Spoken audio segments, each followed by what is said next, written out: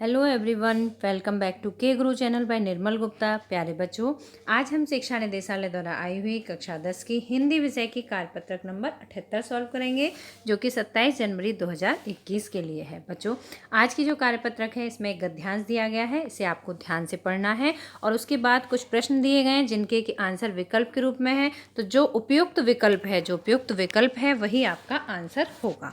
तो गद्यांश को ध्यान से पढ़ना और समझना है। तो देखिए, किसी भी राष्ट्र का इतिहास उसके वर्तमान और भविष्य की नींव होता है। बच्चों, आप सभी जानते हैं इतिहास क्या होता है। इतिहास वो साधन होता है, वो स्रोत होते हैं जिनके माध्यम से हम अपने बीते हुए समय के बारे में जानते हैं। तो इतिहास उसके वर्तमान और भविष्य की नींव होता है।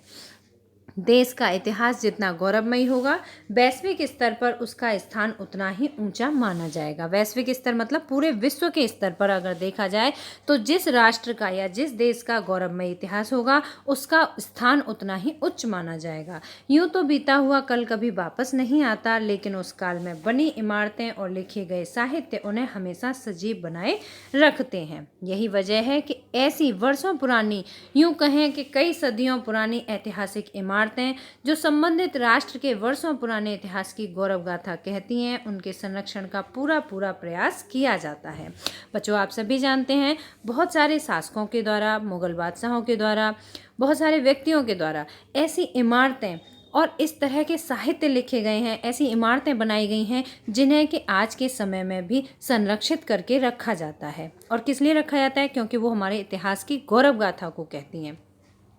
हमसे आने वाली जो पीढ़ी है वो हमारे इतिहास को जानेगी उन्हीं इमारतों के द्वारा, उन्हीं साहित्यों के द्वारा। तो इसीलिए उन्हें संरक्षित करके रखा जाता है। भारत में भी ऐसे कई ऐतिहासिक मकबरे हैं, मस्जिद हैं, मंदिर हैं और अन्य इमारतें हैं जो स्वयं हमारे विशाल और सम्मानजनक इतिहास की कहानी कहती हैं। बच्चों, आप सभी जानते हैं जैसे कि हुमायूं टॉम्ब है, ताजमहल है ना, लाल किला है। तो ये सभी ऐसी इमारतें हैं जो कि हमारे इतिहास की याद दिलाती हैं, हमारा जो विजय गाथाएं हैं उनकी याद दिलाती हैं।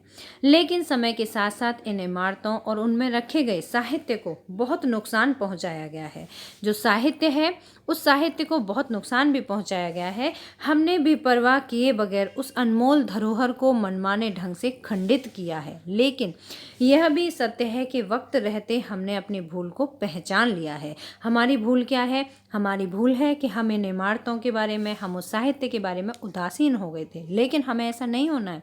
हमें अपनी भूल को पहचानना है कि हमें इस अनमोल धरोहर को संरक्षित करके रखना है, सुरक्षित रखना है और अपनी विरासत को संभालने की दिशा में कार्य करना शुरू कर दिया है। पुरानी हो चुकी जर्जर इमारतों की मरम्मत की जाने लगी है। उजड़े हुए भवनों और महलों को पर्यटन स्थल बनाकर उनकी चमक को बिखेरा गया है। किताबों और स्मृति चिन्हों को संग्रहालय में जगह दी गई है। बहुत सारी किताबें जिन्हें कि आज के समय में बहुत कम पढ़ा जाता है, या बहुत सारे ऐसे स्मृति चिन्ह जिन्हें कि बहुत सारे जैसे म्यूजियम होते हैं उनमें संभाल कर रखा गया है। परंतु विरासत को संभाल कर रखना इतना आसान नहीं है। विरासत को हम संभाल के रखें, ये बहुत ही सरल काम नहीं है, ये बहुत मुश्किल है। और इसे संभालने में किसने सहयोग दिया है? यूनेस्को ने।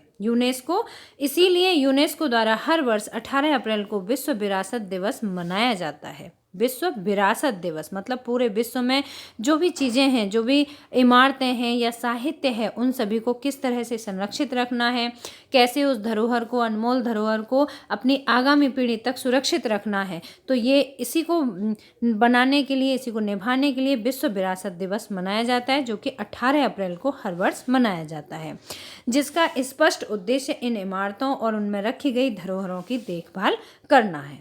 ये जो यूनेस्को है, इसका उद्देश्य क्या है कि जो इमारतें हैं या उनके अंदर जो साहित्य रखे गए हैं या जो स्मारक चिन्ह हैं, उन सभी की देखभाल करना। तो बच्चों, मुझे उम्मीद है कि आपको ये गद्यांश अच्छी तरह समझ आ गया होगा। एग्जाम में भी इसी तरह के गद्यांश आएंगे, तो आपको पहले इस गद्यांश को ध्यानपूर्वक पढ़ना है। अब देखिए, आप इसमें पूछे गए सभी प्रश्नों के उत्तर आसानी से दे पाएंगे। तो देखिए, पहला प्रश्न है, वैश्विक स्तर पर किसी राष्ट्र की पहचान किससे होती है? तो वैश्विक स्तर पर किसी भी राष्ट्र की पहचान किससे होती है? उसके इतिहास से। ठीक है, उसके भूगोल से नहीं होती, उसकी शक्ति से भी नहीं होती, क्योंकि कोई आज शक्तिशाली है तो कोई दूसरा थोड़े समय बाद शक्तिशाली हो सकता है राष्ट्र, और उसकी अर्थव्यवस्था से भी नहीं हो सकती, क्योंकि अर्थव्यवस्था तो अप डाउन होती रहती है। तो किसी राष्ट्र की पहचान किससे होगी? अगर वैश्विक स्तर पर देखा जाए तो उसके इतिहास से होगी। पुरानी ऐतिहासिक इमारतों के संरक्षण का पूरा प्रयास क्यों किया जाता है? क्यों किया जाता है? क्योंकि वे हमारे धर्म से संबंधित हैं? नहीं, ऐसा नहीं है। क्योंकि वे सजीव हैं? ऐसा भी नहीं है। बहुत जो इमारतें हैं, जो साहित्य हैं, वो निर्जीव हैं। तो उनका पूरा प्रयास क्यों किया जाता है उन्हें संरक्षित करने के लिए? क्योंकि वे राष्ट्र के इतिहास की गौरव गाथा कहती हैं।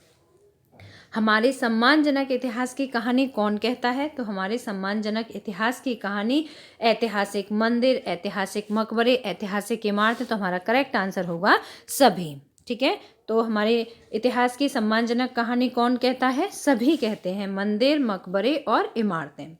प्रश्न नंबर 4 है, समय रहते हमने अपनी किस भूल को पहचान लिया है? तो हमने एक भूल की थी, और वो भूल क्या थी? अपनी विरासत के प्रति उदासीनता। हम उदासीन हो गए थे, तो हमने इस भूल को पहचान लिया है। तो चौथे प्रश्न का आंसर होगा क।